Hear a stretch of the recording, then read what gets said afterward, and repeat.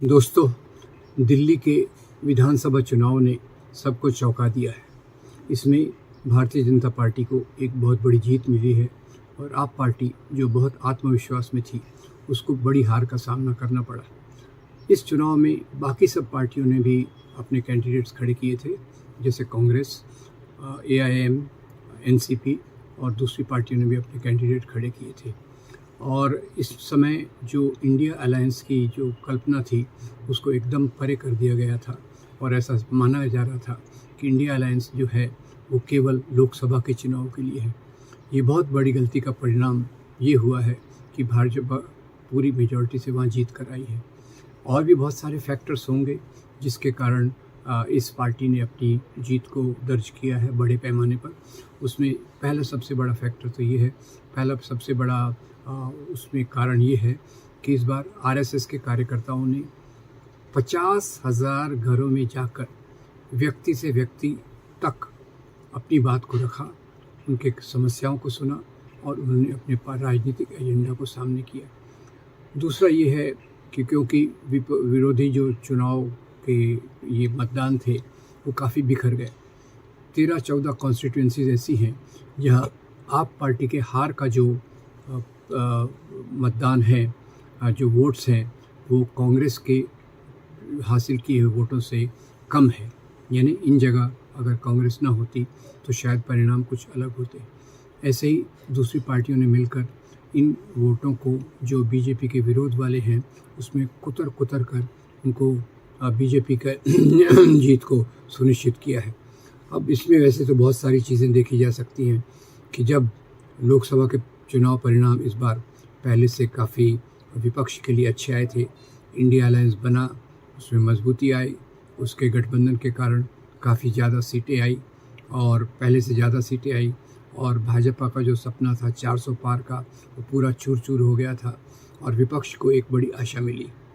उसके बाद से जो विपक्षी पार्टियां हैं उन्होंने अपने संकीर्ण स्वार्थों के चलते गठबंधन की बात को तोड़ दिया।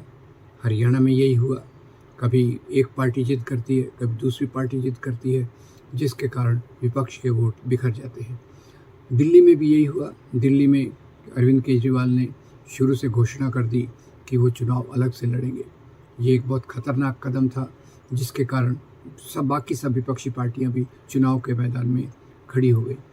अब इस चुनाव से 3 चीज़ें मुख्य सामने आती हैं।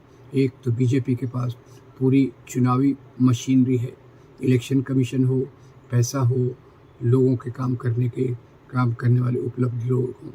दूसरा, बीजेपी के पास जो उन्होंने नफ़रत फैलाई है, उस नफ़रत के कारण वो हिंदू वोटों का ध्रुवीकरण करने में सफल होते हैं। अब इंडिया अलायंस के पीछे यही कल्पना थी कि संविधान के जो मुख्य मूल्य हैं वो भारतीय जनता पार्टी की सरकार के अंदर उनको ऊपर एक खतरा आ रहा है। और उस समय लोकसभा के चुनाव में RSS ने बीजेपी का शायद उतना साथ नहीं दिया होगा, क्योंकि नरेंद्र मोदी अपने आप को अवतार पुरुष कहने लग गए और JP नड्डा ने कहा कि हम अपना चुनाव लड़ने में खुद सक्षम हैं, हमको किसी सहारे की ज़रूरत नहीं है। उसके बाद जब परिणाम आए तो बीजेपी चौकन्नी हो गई और ये देव पुरुष और नॉन बायोलॉजिकल चीज़ को अलग रखकर भाजपा फिर से RSS के पास गई, जो उसका पितृतुल्य संगठन है, फादर लाइक ऑर्गेनाइजेशन, और RSS तो इसके लिए तैयार ही रहता है। तो महाराष्ट्र में उन्होंने करीब 60,000 मीटिंग्स की गांव-गांव में जाकर और लोगों में अपना प्रचार किया। इनके पास पैसे की तो कमी कोई है ही नहीं। जितना जो इलेक्टोरल बॉन्ड्स का पैसा था और बाकी सब ज़्यादा डोनेशंस जो आते हैं, करीब 80% बीजेपी के पास ही जाते हैं। तो महाराष्ट्र में 60,000 मीटिंग्स की। हरियाणा में कांग्रेस और आप पार्टी का गठबंधन सफल नहीं हुआ और ये अपने ईगो में रहे, हमको इतनी सीट चाहिए, उतनी सीट चाहिए, और जो पूरा देश का फ़ायदा है, देश की भलाई है, उसके बारे में कम सोचा गया। अब सवाल ये है, क्या ये विपक्षी पार्टियां अपने संकीर्ण स्वार्थ के लिए एक बड़े टारगेट को, बड़े लक्ष्य को भुला देंगी?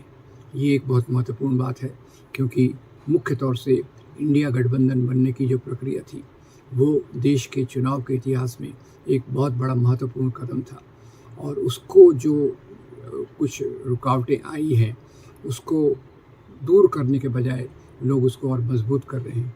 आज जब से लोकसभा के पहले इंडिया गठबंधन बना उसके बाद उस पर कोई काम नहीं हुआ है। ये बहुत एक खतरे का संकेत है और सबसे बड़ी पार्टी शायद कांग्रेस जो है विपक्ष की, उसको इसमें बहुत काम करने की ज़रूरत है और इंडिया गठबंधन को फिर से ज़िंदा करके मजबूत करके एक चुनावी हथियार के रूप में, चुनावी ताकत के रूप में उसको सामने लाने की ज़रूरत है। दूसरा, जो नफ़रत फैलाने की आरएसएस के परिवार की, आरएसएस के पूरे संगठनों की जो राजनीति है, उसका मुकाबला करना भी बहुत ज़रूरी है। यहाँ मैं उल्लेख कर दूँ कि भारत जोड़ो अभियान, एडुलु कर्नाटका, इन संगठनों ने बहुत महत्वपूर्ण काम किया है कि ताकि संविधान के मूल्यों की रक्षा हो। इन ग्रुप्स को और मजबूत करके नफ़रत के खिलाफ एक जो जंग लड़ने की ज़रूरत है, उसको मजबूत करने की ज़रूरत है। इसी के साथ साथ जो देश में महंगाई, बेरोज़गारी और बढ़ती हुई गरीबी के कारण समस्याएं हैं, वो भी एक बीजेपी के खिलाफ जाती है। उसको भी एक सही तरीके से सामने लाकर उस पर काम करने की ज़रूरत है और एक ऐसा एक विपक्ष खड़ा करने की ज़रूरत है जो संविधान के मूल्यों की रक्षा के लिए, भारत की तरक्की के लिए एक काम करे। खुद के थोड़े बहुत जो संकीर्ण स्वार्थ हैं उनको छोड़कर एक बड़े लक्ष्य के लिए काम करे, ताकि भाजपा को, जो अभी अपने सत्ता में रहकर संविधान के मूल्यों की उपेक्षा कर रही है, आरएसएस जो हिंदू राष्ट्र का एजेंडा लाने की कोशिश कर रही है, इनका मुकाबला एक मजबूती से हो। अभी आगे कई महीनों तक चुनाव नहीं है। बिहार और बंगाल के चुनाव के आने के पहले अगर विपक्ष के पार्टियां इस बात को करें तो निश्चित तौर से आगे संविधान को सुरक्षा देने वाली पार्टियों की मजबूती बढ़ेगी, इंडिया अलायंस की मजबूती बढ़ेगी और हमें जिस प्रकार की एक सरकार चाहिए, जिस प्रकार का समाज चाहिए, उस पर चलने की प्रक्रिया ज़्यादा आसान हो सकेगी। मैं उम्मीद करता हूँ कि दिल्ली के चुनाव के नतीजे से हम सबक लें, विपक्षी पार्टियां सबक लें, सामाजिक संगठन सबक लें और उसमें 3 काम मुख्य ज़रूरी हैं। एक, विपक्षी एकता। इसके लिए कोऑर्डिनेशन कमेटी जो भी काम करे, एक कन्वीनर हो और जो इस प्रक्रिया को चलाए। दूसरा, जो सामाजिक संगठन है वो समाज के तौर पर समाज की सच्चाइयों को बाहर रखें, लोगों को जोड़ें और आज संविधान के जो रक्षा करने की ज़रूरत है उसके लिए घर घर जाकर संविधान के बारे में लीफलेट्स, बुकलेट्स बांटें, लोगों को समझाएं, लोगों को बताएं और इसमें व्यक्ति से व्यक्ति का संपर्क बहुत ज़रूरी है।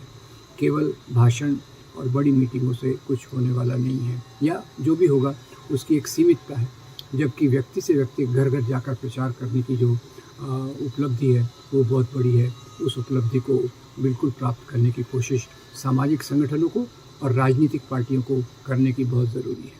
और तीसरा, इंडिया अलायंस में जान फूंक कर एक मजबूत विपक्ष को खड़ा करके लोगों की मदद से फिर से संवैधानिक मूल्यों की प्रस्थापना के लिए, आज़ादी के आंदोलन के जो हमारे नेता थे उनके सपनों को साकार करने के लिए ऐसा एक अभी ज़रूरत है कि हम एक तरफ नफ़रत को दूर करें, दूसरी तरफ सामाजिक संगठन साथ में आकर लोगों तक पहुंचने की कोशिश करें, तीसरा विपक्षी पार्टियां एक साथ आएँ और उसी के साथ साथ वो लोगों से बड़ी मीटिंग्स के अलावा जनसंपर्क का कार्यक्रम व्यक्ति के रूप में करें।